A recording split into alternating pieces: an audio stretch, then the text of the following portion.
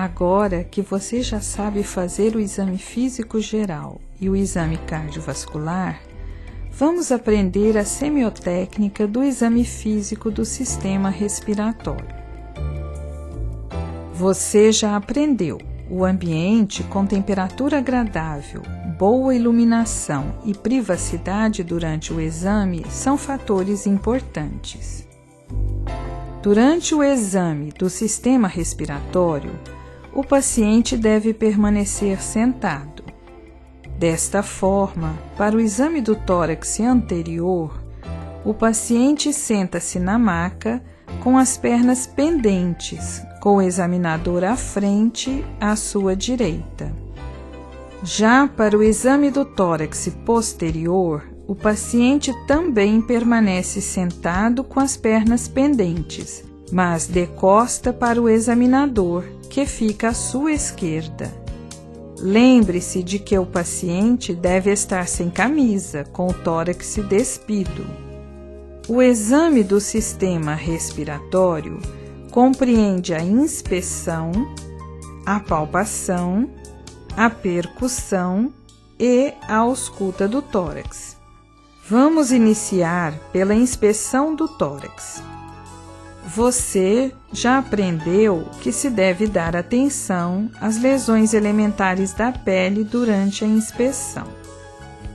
Também é importante olhar a região torácica com visão frontal ou tangencial para visualizar pequenos abaulamentos ou depressões. Lembre-se de identificar os pontos de referência do tórax. Eles são muito importantes. Veja-os no livro de semiologia e procure memorizá-los. Na face anterior do tórax, você pode identificar a incisura supraesternal, o ângulo manúbrio external ou ângulo de Louis e o ângulo costal ou de Charpy. Já na face posterior do tórax, você vai encontrar como pontos de referência a vértebra proeminente C7, a escápula e seu ângulo inferior e a extremidade livre da 12ª costela. Além dos pontos de referência, não se esqueça de identificar as linhas de referência do tórax. Agora, procure no livro e veja todas as linhas de referência. Na face anterior, existem as linhas médio-esternal e hemiclavicular. Na região lateral, as linhas axilar anterior, média e posterior. Na face posterior, as linhas vertebral e escapular. Conhecendo os pontos e linhas de referência, você poderá localizar qualquer alteração durante o exame físico. Grave bem estes pontos e estas linhas. Durante a inspeção, deve-se classificar o tipo de tórax de acordo com seu formato. O tórax pode ser normal ou elíptico, infundibuliforme, também chamado de tórax de sapateiro, entonel, cariniforme ou tórax de pombo, tórax chato, ensino, cifótico ou cifoescoliótico. Também é importante classificar o tipo respiratório durante a inspeção do tórax.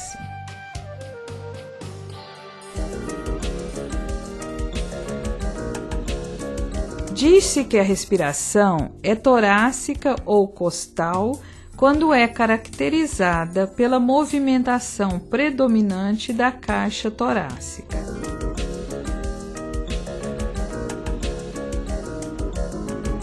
A respiração é dita abdominal ou diafragmática quando é caracterizada pela movimentação predominante da metade inferior do tórax e do andar superior do abdômen. Lembre-se de que durante a inspeção, o examinador deve classificar o ritmo respiratório. O ritmo respiratório, considerado normal ou padrão uniforme, é caracterizado por 10 a 20 incursões por minuto de forma regular no indivíduo adulto. Já a taquipneia é uma respiração superficial e rápida. Na taquipneia, a frequência é superior a 24 incursões por minuto, mantendo-se o ritmo regular. A bradipneia, ao contrário, é caracterizada por uma respiração lenta e regular, com uma frequência menor que 10 incursões por minuto. A apneia é uma parada respiratória.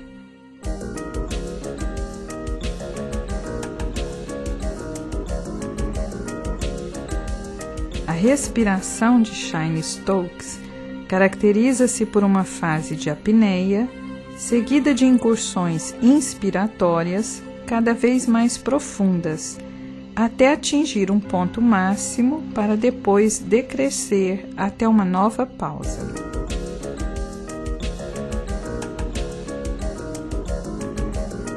A respiração de Biot apresenta-se em duas fases. Inicia-se com a apneia, seguida de movimentos inspiratórios e expiratórios anárquicos, quanto ao ritmo e amplitude.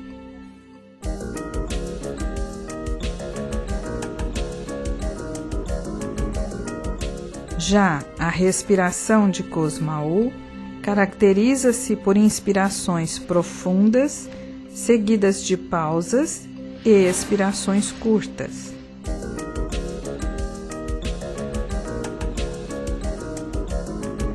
A respiração suspirosa é composta de movimentos inspiratórios de amplitude crescente, seguidos de expiração breve e rápida. Para se determinar a frequência respiratória, o examinador deve contar cada incursão respiratória por 60 segundos. Lembre-se que caracterizar o tipo da respiração é de grande importância no exame físico do paciente. Outro dado importante é a presença de tiragem e o uso da musculatura acessória. Durante a inspiração, em situações normais, os espaços intercostais deprimem-se ligeiramente. Uma depressão importante dos músculos intercostais ou da musculatura acessória durante a respiração chama-se tiragem.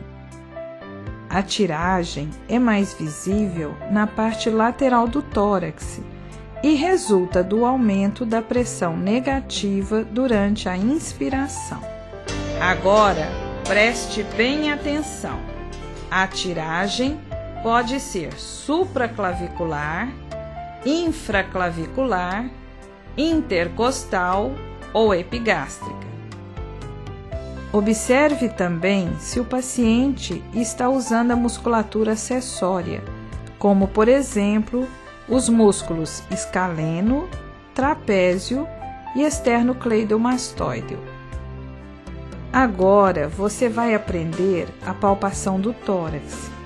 Através da palpação do tórax, determina-se a expansibilidade pulmonar e o frêmito tóraco-vocal. Lembre-se de que o paciente deve permanecer sentado na maca com as pernas pendentes. O examinador deve ficar de pé, à direita do paciente quando este estiver de frente, e à esquerda do paciente quando este estiver de costas. Para se determinar a expansibilidade dos ápices pulmonares na face posterior, o examinador deve colocar as mãos espalmadas nas bordas internas da base do pescoço, os polegares na coluna vertebral e os demais dedos nas fossas supraclaviculares. Preste atenção na posição das mãos do examinador. Durante a manobra, pede-se para o paciente inspirar e expirar profunda e pausadamente com a boca entreaberta.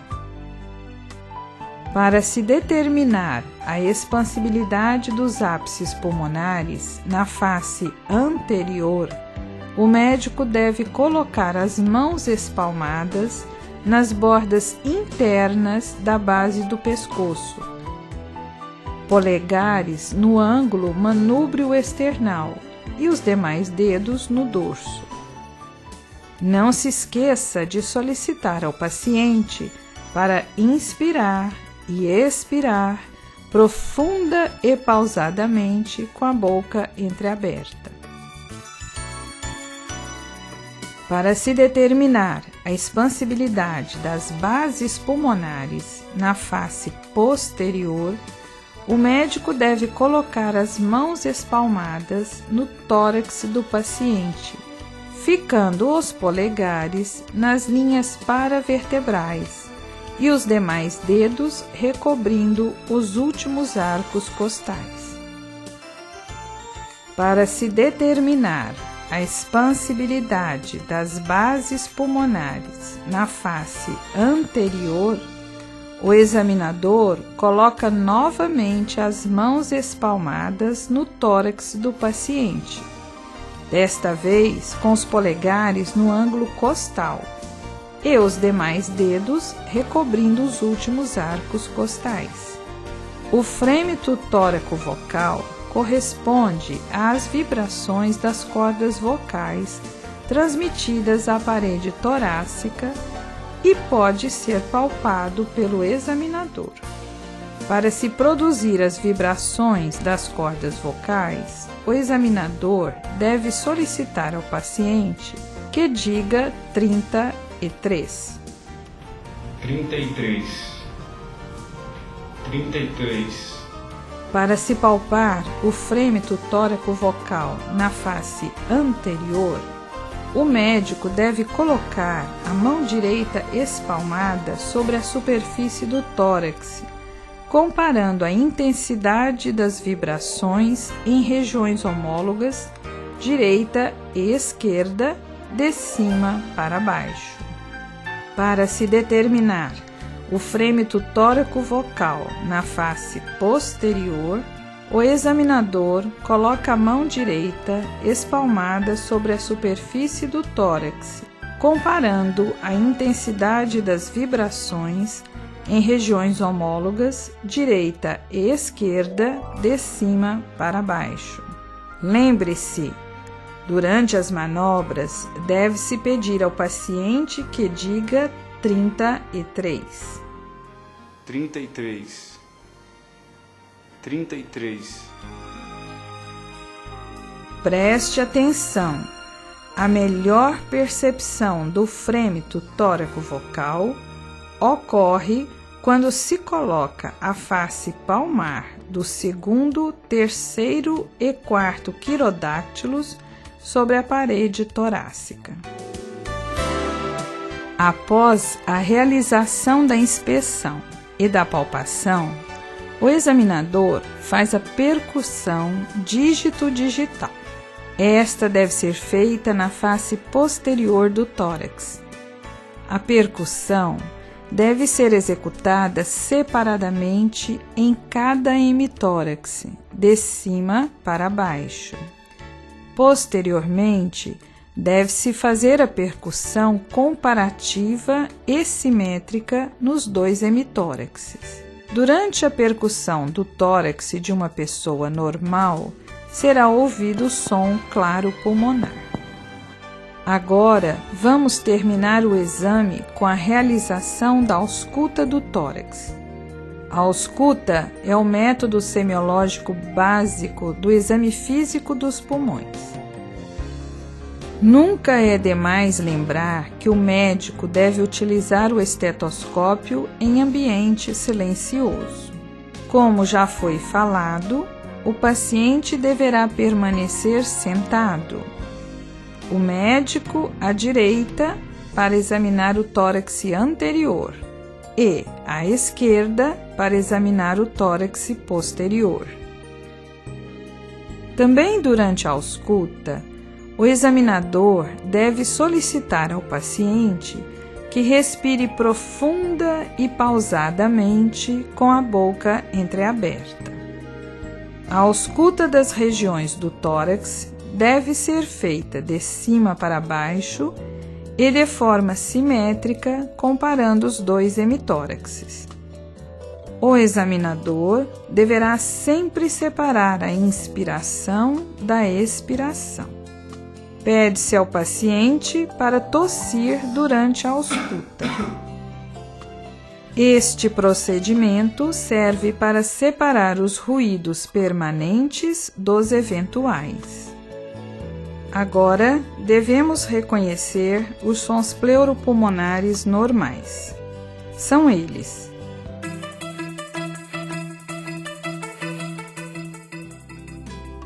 o som traqueal é audível na região de projeção da traqueia, no pescoço e na região external. Origina-se na passagem do ar através da fenda glótica e na própria traqueia. Neste momento, o examinador deve solicitar que o paciente respire com a boca aberta. Observe que a expiração é mais longa que a inspiração.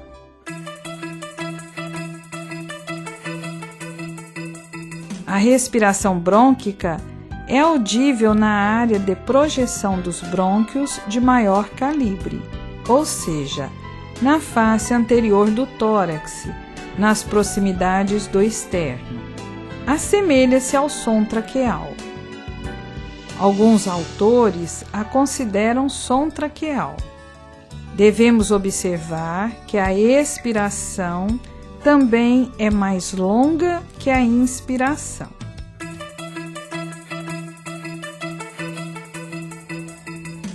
A respiração broncovesicular é auscultada na região entre as escápulas junto à coluna vertebral, principalmente à direita, ou seja, onde se localizam os brônquios-fonte.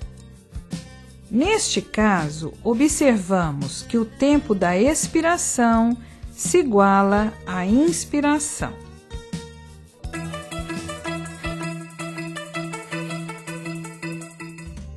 O murmúrio vesicular é auscultado na maior parte do tórax, principalmente na periferia dos pulmões, onde o ar flui através de bronquíolos e alvéolos. São produzidos pela turbulência do ar circulante ao passar pelos brônquios, bronquíolos e alvéolos, e vice-versa. Observamos que a inspiração é mais longa que a expiração. Veja agora, no livro de Semiologia, os detalhes do exame físico do sistema respiratório.